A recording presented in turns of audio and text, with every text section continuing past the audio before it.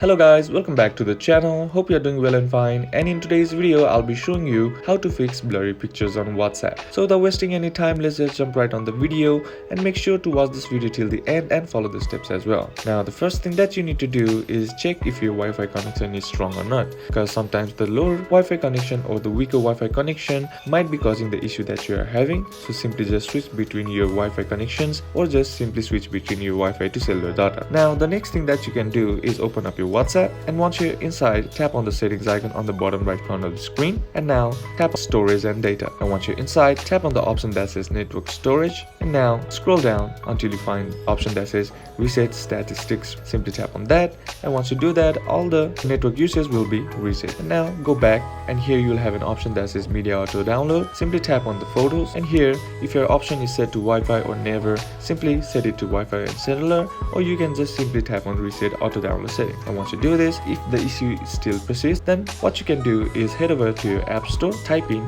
WhatsApp, and once you're here, simply check to see if your app needs an update or not. Simply tap on update to get the latest version, because the older version might be also causing the issue that you are having by degrading the quality of the video. So once you do that, try again, and that should probably fix the issue.